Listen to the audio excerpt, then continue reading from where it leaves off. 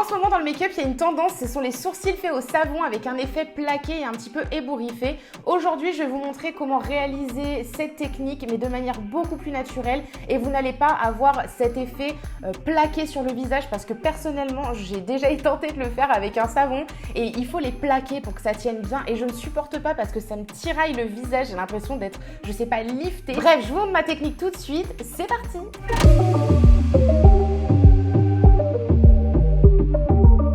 J'ai une mèche rebelle là, elle m'énerve. Je vous ai rapproché pour qu'on puisse voir de plus près et comme vous pouvez le constater, celui-ci est déjà fait parce que j'ai fait une vidéo pour TikTok ce matin et je me suis dit que j'allais la faire également pour YouTube, donc celui-ci je ne l'ai pas fait et je vais le réserver pour cette vidéo YouTube. Mais comme ça au moins ça vous permet de voir le avant-après, donc n'hésitez pas à me dire en commentaire si vous aimez. Et donc c'est parti, je vous montre. La première étape, comme j'ai fait mon teint en amont et si c'est votre cas également, il faut prendre un goupillon propre et venir enlever les résidus de poudre ou de restants de fond de teint ou autres produits que vous avez pu mettre sur votre teint. Donc vous les brossez en arrière pour bien enlever et en arrière c'est...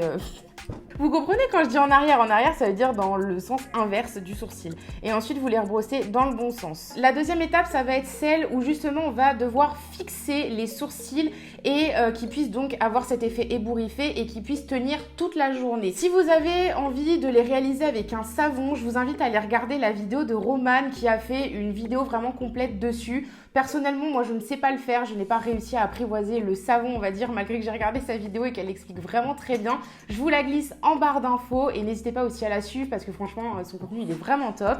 Elle débute sur YouTube donc elle n'a pas énormément de contenu pour l'instant, mais je sais qu'elle commence à être vraiment assidue et franchement, elle est super rigolote, vous allez l'adorer. Et donc dans ma vidéo, je vais vous proposer la Brow Glue de chez NYX qui a fait un tabac lorsqu'elle est sortie. Je l'ai crash testé il n'y a pas très longtemps sur mon TikTok et franchement au début, j'avais un petit peu de mal à l'apprivoiser mais je me suis dit que j'allais persévérer et au final j'ai enfin réussi à l'apprivoiser totalement et j'adore le résultat qu'elle fait parce qu'en fait elle a un effet hyper naturel et elle n'a pas le côté vraiment plaqué comme le savon. Alors si votre objectif c'est d'avoir un effet vraiment très naturel et de réaliser ça de manière un petit peu plus rapide on va dire, je vous invite à vous orienter plutôt vers ce petit produit, il coûte que 5,95 €, franchement je trouve que ça va. NYX, le rapport qualité-prix il est vraiment incroyable, ils font des produits vraiment pas chers. Donc elle est sous ce format là.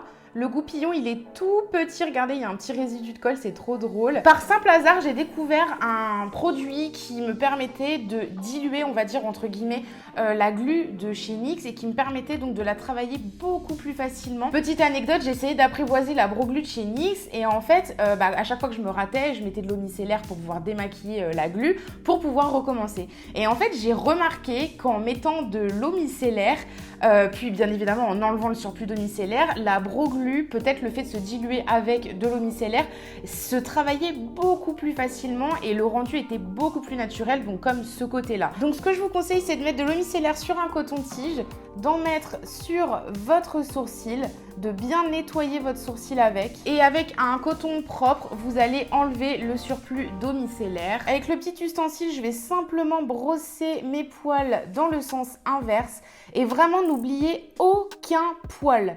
Il ne faut oublier aucun poil. Si vous voyez bien qu'il y en a encore qui sont aplatis, vous allez les chercher et vous les relevez bien. Il faut que tous vos poils soient imprégnés de la matière. Là, ils sont tout ébouriffés, on ne va pas les laisser comme ça. Vous reprenez le petit goupillon et vous les placez tout en haut. Tous, sans exception. Et même si vous avez des poils qui sont plus longs que les autres, vous en faites pas. À l'étape suivante, on va corriger ça. Donc là, vous les mettez bien tous en l'air. Je suis en train de me tâter en ce moment, c'est d'aller chez une esthéticienne et qu'elle puisse donc me couper en fait les poils du dessus pour qu'ils soient tous à peu près de la même taille. Mais naturellement, nos sourcils n'ont pas tous la même longueur de poils, ce qui fait que donc là, vous en avez qui sont plus longs que les autres. Et donc dans ce cas-là, vous reprenez tout simplement votre goupillon propre que vous aviez pris au début et vous venez lisser comme ceci pour qu'ils soient tous plus ou moins à la même taille. N'hésitez pas, si ça a fait des pâtés, à reprendre le goupillon propre pour aussi séparer les sourcils. Et vous lissez bien pour que tout soit plus ou moins à la même taille. Pour l'instant, ça donne ça. J'attends que ça sèche et je vous montre la suite. Une fois sec, moi j'utilise un crayon avec une mine vraiment très fine. Si vous savez apprivoiser le liner à sourcils, je vous conseille plutôt de partir vers un liner parce que c'est beaucoup plus précis et ça vous permet de faire des faux poils entre guillemets beaucoup plus naturels, un peu comme du micro-blending.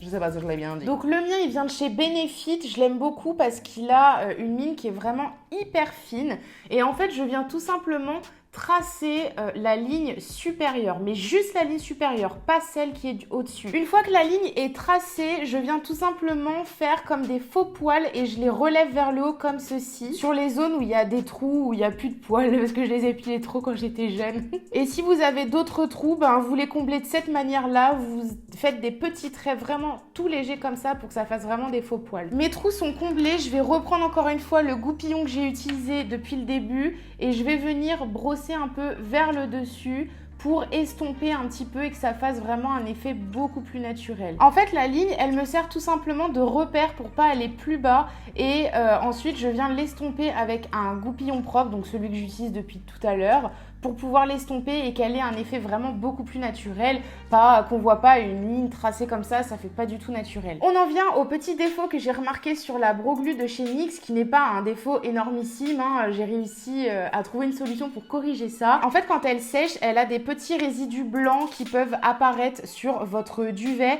ou même sur les poils de vos sourcils. Pour pallier à ça, je prends tout simplement un gel à sourcils teinté. Celui-ci vient de chez Essence. Je crois que je l'ai payé 2 € et quelques. Il est vraiment très bien, il est sans transfert, je vous le recommande.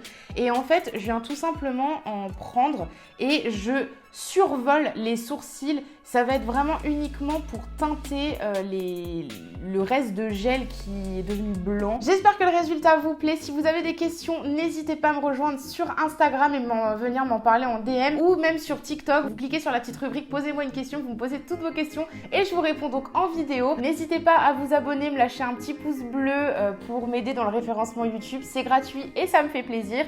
Je vous fais plein de gros bisous et je vous dis à la prochaine.